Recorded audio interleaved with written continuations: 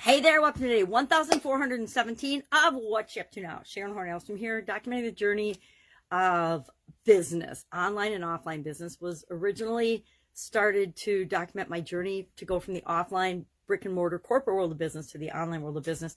I've kind of started to go back and forth a little bit, helping a lot of offline businesses, getting involved in some of them myself, as I think is necessary to bring a lot of important businesses back into our control, into our local area, so that we don't get into the mess that we have gotten into in the last year or two with respect to the COVID pandemic, making sure that we are self-sufficient and we have what we need in order to continue to move forward and survive, both personally as well as professionally and in our businesses and in our lives. So today we're talking about PVM, which is one of my favorite tools we use in the Get Up and Go Challenge. Baby, it's cold outside. And knowing and applying things. Our annual challenge today, do one thing every day that centers us. Day 350 today already. Almost done, only 15 days left in the year, right? 65 days, 365-day challenge. We talked about the beginning of a two-part saying about knowing isn't enough. You have to apply what you know. Think about if you know about a job and you hear about a job, but you don't apply for the job, what's the probability you're going to get the job? If you know something and have some information and you could use it to make your life better and you never use it, you never apply it, what's the probability of your life getting better based on that knowledge? Zero, slim to none. So it's not enough to just read and learn and listen and study and search throughout a gazillion things and learn all about a bunch of programs and online webinars and seminars and workshops and things if you never apply what you learn.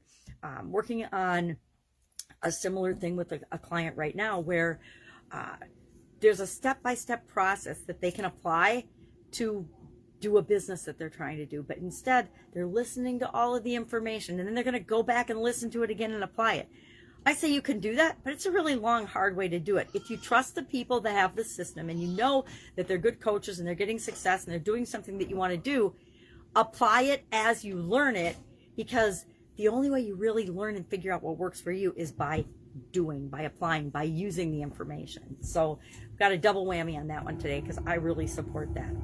Our idiom for Supersize Your Business today, we're doing December cold-related, Christmas type, and ending in New Year's idioms for the month of December to finish off the year for Supersize Your Business. And today I looked up a bunch of December and cold weather type idioms, and one that came up was Baby, It's Cold Outside. Now, Baby, It's Cold Outside is really a song that was composed in 1944 by Frank Loesser, I don't know his name or how to pronounce it, but for him and his wife, who was then Lynn Garland, to sing at their housewarming party in New York as their guests were leaving. Now, this song's over 75 years old, and so when we're looking at the song, we need to say, what was the intent and the custom at the time that this song was written? It was written to be a fun call and response song between him and his wife, a duet for him and his wife, to entertain and amuse his guests and himself as well. And it was taken out of context a couple years ago as part of, when it entered the public domain, as part of the Me Too movement, which I went off on a little bit in Supersize Your Business, because I am really sick and tired of people taking things out of context and then manipulating them for their own personal gains. John Legend did this when he rewrote the song and re-recorded it with Kelly Clarkson and made it all about date rape and things, and thought the song and reinterpreted it. It just goes to show you what younger people do. They forget to do their research and really find out what things are about before they assume and take things and twist them for their own benefit. So I actually saw, I think, the version of that in a movie called Love Hard not too long ago, and I was like, oh, that's a different version. But I never once thought it was about date rape. And then I started researching today for it, and it's like people, and he took it as this thing and tried to get it banned from the radio and stuff. And it's like, it's super frustrating because it's what the media is doing right now to manipulate us in America, and it's unacceptable. It's what other people are doing, and politicians and things. They're taking things and twisting them. They're going back and digging into people's past where a behavior or a costume at a party was perfectly acceptable at the time, and then now all of a sudden it's it's offensive and racist or whatever. I mean, come on, people. Stop the insanity. Think for yourselves. Don't jump on the bandwagon and join everything that comes down the pipe. Now, as a woman in corporate America in the 80s and 90s, I would be hard-pressed to find a woman that didn't have some type of a Me Too experience or story in that time period.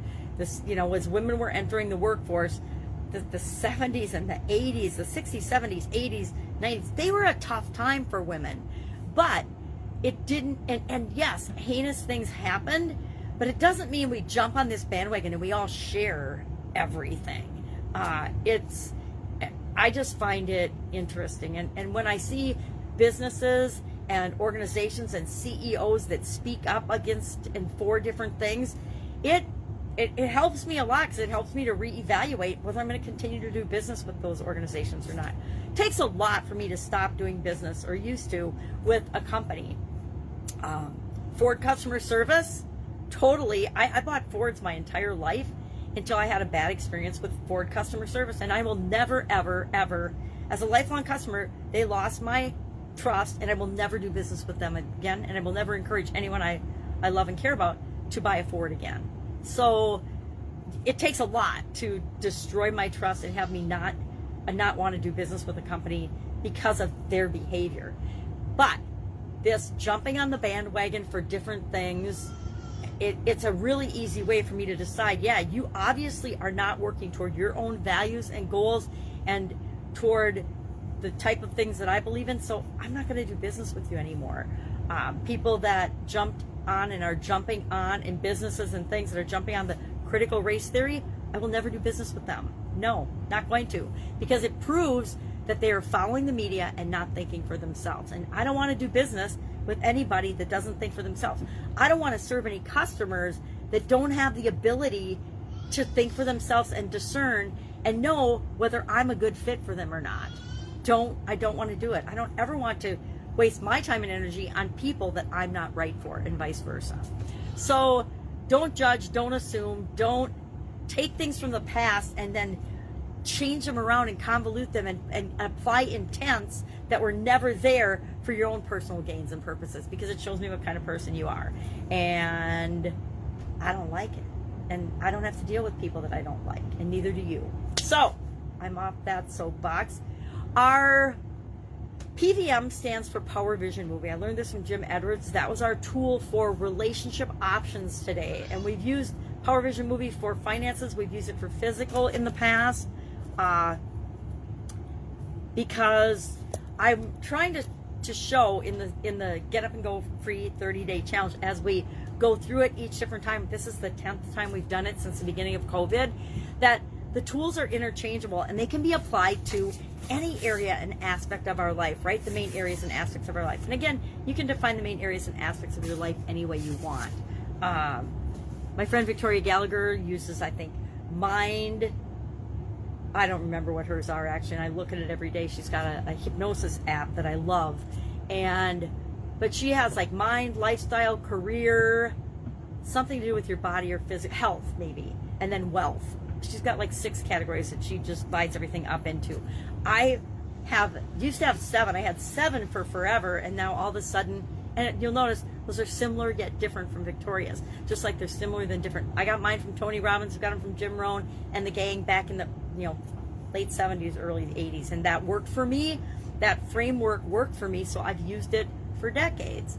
And up until this last April, when I joined a coaching program about confidence and communication and how those are foundational skills, I added those to my areas, and now I talk about 9 areas. Since April, I've talked about 9 different areas and aspects of our life that we can apply these different tools to, including SOAP framework, which is what the Get Up and Go Challenge is all about. It's about taking a framework for dealing with challenges and change, practicing it in different areas and aspects of our life, installing it in our subconscious so that we are guaranteed to get better results going forward from now on when it comes to change, challenges, obstacles, setbacks, anything that we might face. We're automatically better equipped to face that because we have a process that we automatically kick in whenever something comes up. Does something come up every day? Pretty much every day, some change or challenge comes up.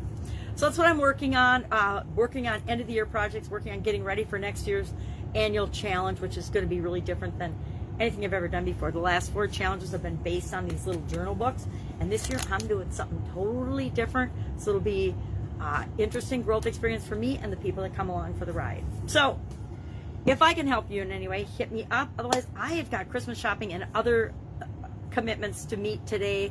I've got a train. What's today? Thursday. Tomorrow, I've got a confidence and coaching core training that I want to participate in. So online, of course, virtual. Everything seems to be virtual. You know what? I'm all for it. I find that virtual trainings, they're almost more intimate and effective. Yeah, I miss the one-on-one interacting with people, but we're doing it in small groups on Zoom calls. We're breaking into and using breakout rooms. It's not exactly the same, but guess what? It's like anything else. There's advantages and disadvantages. There's the advantage of not having to travel anywhere, not having to get on a plane, not having to get proof of vaccinations and COVID tests right and left, and going to places that we're not certain are right for us. And so for me, I personally, selfishly, am loving the virtual thing. Because I have my own challenges, right? We all have our own situation and our own challenges that there's always, and we get to decide what we're going to look at, what we're going to pay attention to. I like to focus on the positive and what works about everything instead of what doesn't work. All right, have an awesome day. I'll be with you tomorrow.